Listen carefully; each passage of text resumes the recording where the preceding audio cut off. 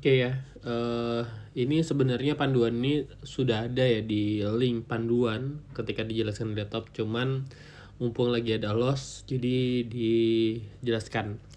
Jadi di sinyal ini itu kan nggak hanya ada sinyal yang profit ya. Ada pertama sinyalnya tuh langsung running, dimana ketika sinyalnya muncul dia langsung run ya. Artinya run tuh adalah dia itu langsung profit lah. Nah, seperti itu. Yang kedua adalah retracement. Nah, retracement tuh dia naik dulu ke atas ya, seperti ini nih. Ya, terus naik dulu ke atas, habis itu dia turun. Terus yang ketiga adalah dia loss. Loss tuh seperti ini ya. Ketika kita nge-sell, maka dia itu berbalik arah. Nah, 3 kondisi ini itu Bapak Ibu harus tes ya. Karena apa? Karena biar memahami ya karakter dari technical indikator mudah cuan ini sendiri ya. Nah, kalau misalnya langsung profit, ya itu kita nggak perlu tahu lah ya, nggak perlu bingung lah. Nah, kalau retracement ya itu tetap aja kita itu selalu takar resikonya. Jadi kalau misal Bapak Ibu nge-sell di sini, pastikan dari jarak ini ke sini itu ideal untuk Bapak Ibu nahan floating. Kalau nggak ideal, ini 150 pip ya. Misalnya M15 itu ya rata-rata 150 pip. Nah, kalau dulu itu 150 pip udah ideal. Kalau sekarang karena jaraknya range-nya cukup kecil, itu biasanya di 100 pip. Maka ditarik naik nih ke sini ya sekitar 100 pip. Berarti sekitaran sini ya entry-nya nih. Nah, sedangkan TP-nya tetap biasanya. Sehingga TP dan SL-nya lebih besar ke TP-nya. Tapi sekali lagi ada kelemahannya yaitu dia kadang-kadang nggak retracement. Terus yang kedua adalah loss. Nah, ketika loss, nah ini kan nggak ada ini ada retracement ya sedikit, terus udah naik. Nah, ketika loss itu Bapak Ibu sebenarnya bisa entry kebalikannya dengan syarat itu dia harus close di bawah garis SL nih. Dan close-nya itu nggak boleh ada yang tipis-tipis gini, bedanya tipis aja nih. Nah, kayak gini-gini tuh lebih baik ditunggu dulu ya, pastinya. Nah, kalau misalnya dia di loss dengan warna orange, nih kan kita warna biru, ini warna orange. Nah, ini kemungkinan dia pasti langsung dia lanjut lagi. Kenapa? Karena orange dan biru ini kan momentum dan volumenya kan bagus ya. Sehingga dia pertanda tuh biasanya habis warna orange atau warna biru dia ada kemungkinan untuk lanjut. Ini kan Bapak Ibu bisa lihat ya, warna biru habis warna biru tuh ada kemungkinan untuk lanjut. Walaupun habis warna biru tuh ada juga ya warna orange, misalnya dilawan kayak gini, kemungkinan untuk balik arah tuh tetap ada. Nah, dengan sinyal yang kemarin, nah di sini ya ini ya udah karena dia warna orange terus dibalas warna biru ya kita bisa langsung recovery. Namun recovery-nya jangan di sini, ini ketinggian. Jarak dari sini ke sini itu 200 pip ya. Nah, di manakah jarak yang ideal?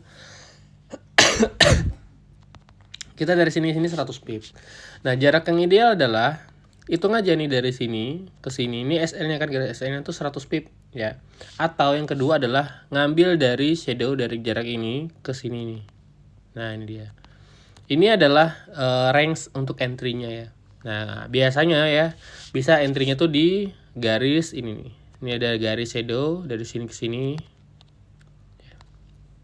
Nah, dari sini ke sini nih. Nah, ini dia. Pokok garis shadow ini udah jadi jarak entry lah. Nah, kalau misalnya dari sini ke sini tuh udah 100 pip ya, dari sini ke sini tuh sekitar 100 pip ya udah. Kita bisa entry, buy, habis itu udah langsung recovery. Nah, biasanya emang kayak gitu ya. Kalau di breakout warna merah atau warna biru ya, loss-nya itu bakalan emang salah sinyal aja. Ini contohnya H1 juga.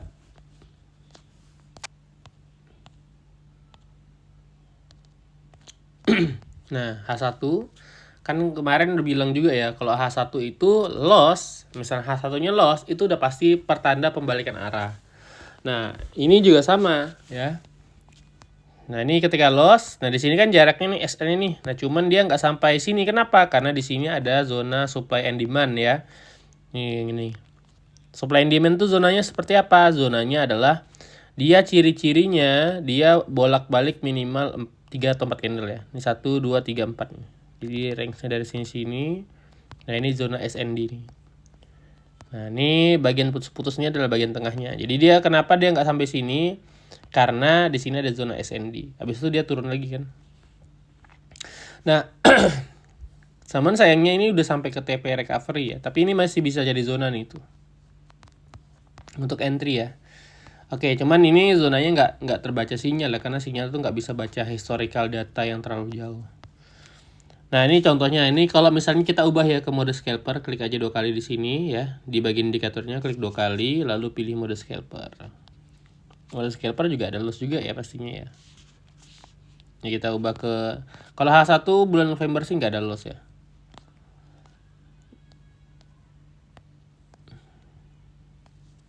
Ini di M15 ya, di sini sih profit. Ntar mana ada yang loss nggak ya? Nah, ini dia loss.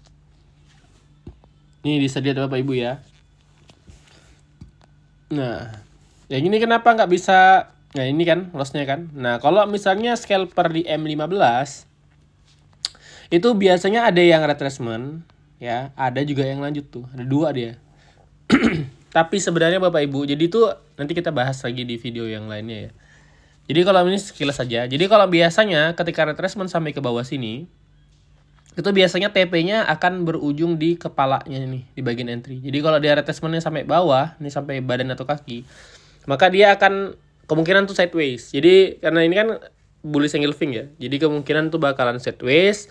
Kalau sideways itu dia akan bolak-balik dari entry ini harga entry ke bawah aja dia. Jadi dari sini misal naik lagi ke atas. Nah, seperti itu ya. Cuman ini udah kena SL duluan nih, kena SL ya. Habis itu dia naik lagi ke atas. Ya udah, berarti tinggal nunggu breakout. Kalau misalnya nggak breakout, maka dia kena SL Hunter aja. Nah, seperti itu ya. Nah, jadi sinyalnya seperti itu. Jadi kalau ketika loss, ya udah nih kalau di breakout warna ini kan warna biru, di breakout sama warna orange, kemungkinan dia bakalan lanjut ke bawah. Ya. Nah, seperti itu. Tuh. Bisa dilihat ya Bapak Ibu ya. Jadi bukannya sinyalnya itu 100% profit ya. Nah, ini juga sama tuh. Nah, ini warna orange, breakout sama si biru, ya udah. Maka kemungkinan balik arah. Karena emang ini arusnya follow trend aja ya. Oke, nah ini ada sedikit bug ya. Nah, jadinya seperti itu Bapak Ibu ya. Nah, kalau yang kayak gini nih, biasanya memang ada sedikit bug. Jadi dia tuh logikanya kan kalau misalnya lebih sedikit nih, ada lebih nih kalau kita lihat diperbesar lagi. Nah, ini kan badannya ada lebih.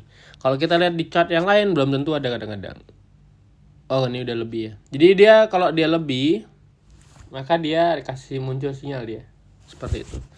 Cuman ya memang kadang-kadang yang kayak gini tuh meragukan. Kenapa? Karena nggak ada shadownya.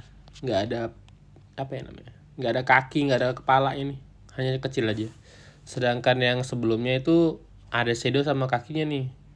Nah, dia ada resistennya di sini, ada resisten di sini. Jadi hasilnya tuh nggak begitu bagus. Cuman ya, ini di jam 12 ya. Sinyalnya tuh jam 12 siang. Cuman kalau jam 12 ke atas tuh saya pribadi sih udah jarang entry ya. Kenapa? Karena kadang-kadang memang ya kadang-kadang ada false-nya, ada juga true. Jadi itu nggak perlu dikhawatirkan ya Bapak Ibu. Tapi yang paling Bapak Ibu harus tes tuh adalah ini ketika loss ya. Kalau profit mah gampang ya, kita nggak perlu tes. Cuman kalau yang Bapak Ibu harus cek itu adalah kalau loss. Caranya, bagaimana cara backtestnya? Ya udah, nih digeser-geser aja. Nanti Bapak Ibu akan ketahuan nih. Tuh. Nah, Bapak Ibu akan ketahuan, oh seperti apa ya? Kalau misalnya loss, nah ini juga sama. Ya di sini ini udah kena TP duluan ya. Tuh, udah TP duluan, habis itu baru breakout. Nah, ini juga sama tuh ya. Nah, kalau yang tadi itu kan ada yang di awal itu kan breakoutnya tuh kan enggak terlalu jauh. Nah, kalau yang ini itu karena breakoutnya jauh nih, sampai ke sini, maka jangan langsung sell di sini, nunggu aja dekat-dekat area ini nih. Ini kan ada shadow. Ya, ada 3 shadow nih. Jadi tinggal kita pilih yang mana. Yang mana yang ideal ya, yang sesuai dengan resiko sekali lagi ya. Nggak ada yang ideal itu adalah yang sesuai dengan resiko kita. Tapi ini ada jaraknya dari sini sampai ke sini.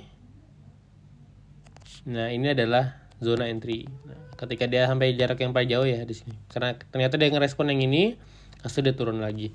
Nah, kita bisa pasang sell limit di sini. Nanti SL-nya di mana? SL-nya ya di atas kepala dari si candle orange ini ya.